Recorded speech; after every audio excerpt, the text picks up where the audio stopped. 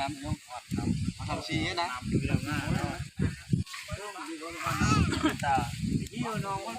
พวกเอาทั้งหลังมันที่คู่เนี่ยมันละปาดได้นะโอ้ยมีดอันนั้นฟาดให้นั่นเลยโอ้ยหมูน้อย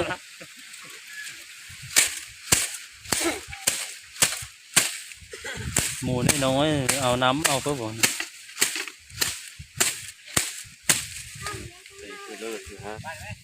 ปาดเลยแหละ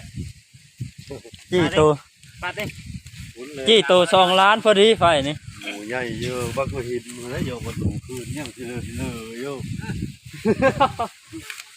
พยายามนะเฮ้ยต้นไฟทั้งเลย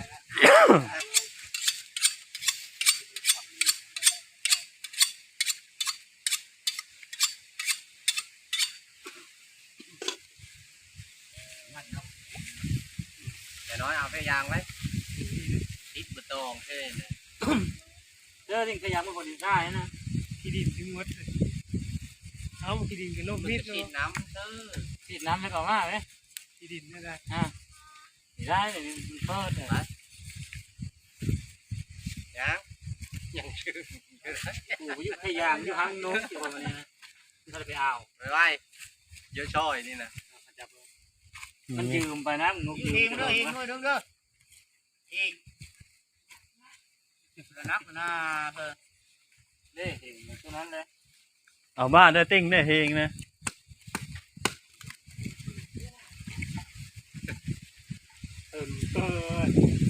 เฮิร์นเฟอร์เกอร์แต่เชื้อrồi đấy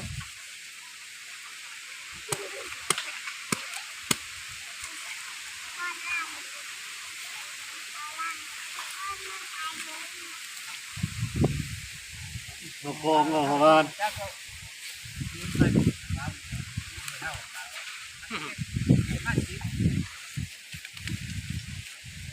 ลูกให้พูดในพูดตรงข้าวคุณนะโอ้จังคนนี้เนี่ยคือได้คือบ่อยจังคนมันน้อย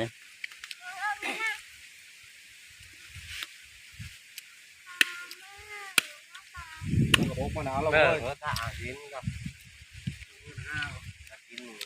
อย่าเอาแล้วเบื่อhếtกูเอาแล้วโอ้คือเป็นเล็ดที่เบอร์ไม้เอาบีบเนี่ยจังไงเถอะมันเป็นเบอร์บ้านแต่มัน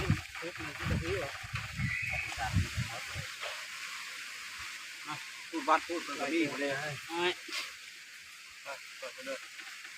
บ่มีการบ่มีการว้าวเพราะอย่างมันก็ชอบจะมีเฮ็ดจ้ะมันไปข้าวโง่เลยพูดว่าหัวข้าวเลยยังบุญมันนี่ได้แต่โง่พอบ้านที่หูดวัดนั่น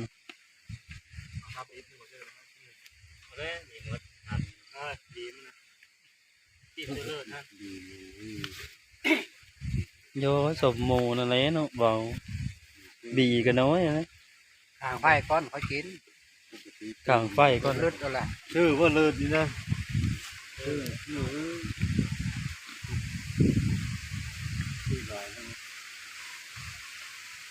เสือลายคมพวกก็มีเชฟด้วยโอ้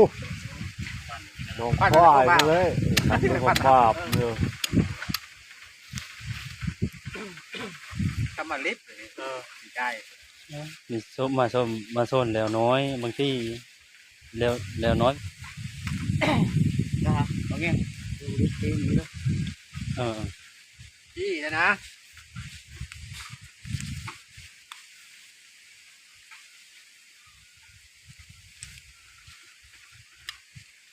เอาไปเร่งนะฮะไม่เลย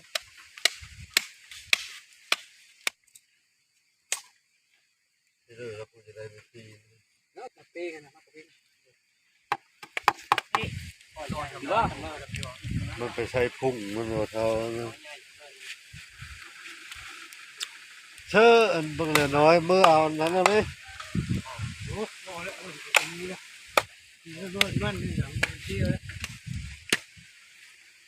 ก็ว่าจะซื้อไม่ใช่พุ่งมันนี่หุ่นซื้อซับผลไล่มาก่อนเต็มโอ้ดีดอกมาโซ่คุยพูดมาหมายนะ เลยเท่าไหร่กระดูกก็มันยากมันงูใช่ไหมปีนะดิ้นเนี่ยปีปุ่มมันนะเนี่ยแล้วทิ้งนะเนี่ยมาไม่ได้นะลายไปเลยลายกาบลัชชี่หมดเลยผ่านที่คนที่เกียเก่าแล้วกาบลัชชี่ เอาเลยนะ70แล้วนะ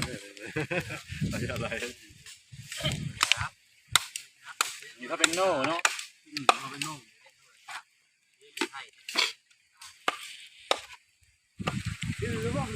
คือตอนนั้นแหละมึงคือว่าภาษาของมึงคือเลยใช่โอ้ยเป็นเรื่องงานดีจะว่าจะยิ่งเป็นงานจะเป็นนะ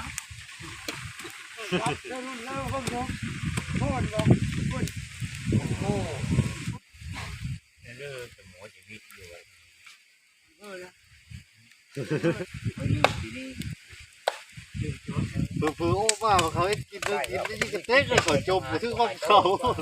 ของน้อยมันได้น้อยใจเดินเลยเดินนะ บอกขึ้นเยอะจะน้อยหรือนะโอ้ไปเพราะนั้นน่ะเพิ่มผู้มาก เดินร้านปลาแล้วสามหูแล้ว ว้า ไปเอาตัวไม้มาเท่านั้นแล้วเนาะ ไปก็มาแล้วจะเห็นเดี๋ยวมันลด ลูกเลยแกลูกไม้หม้อลูกไม้ต้มลูกไม้กินเลยเจอทอดตัวนี้อ่ะแล้วหาที่มากินนะเมื่อแต่สิก็มาเลิกลูกไม้ป่าอยู่ป่าครับป่าจะเล่นแรงการห่อใส่โม่งแม่ละตัวละ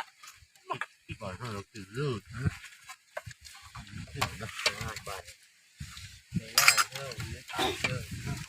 นอนเป็นมูนตัวนี้คือโม่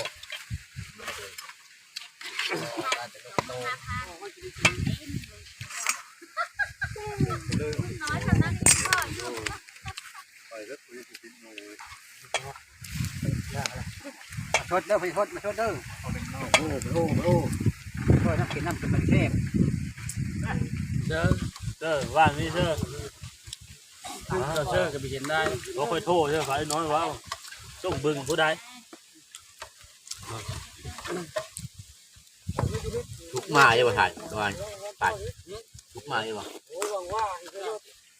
ไปเฮ็ดได้แล้วน้อย คือก็ได้กินต้นท้ายเลย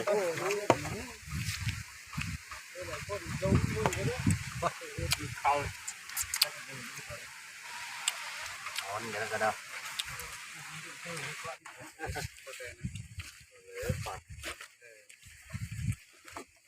คุยเยอะมันปั่นเงินย้อม โน่นี่แหละเนาะ เหลืออยู่โลดได้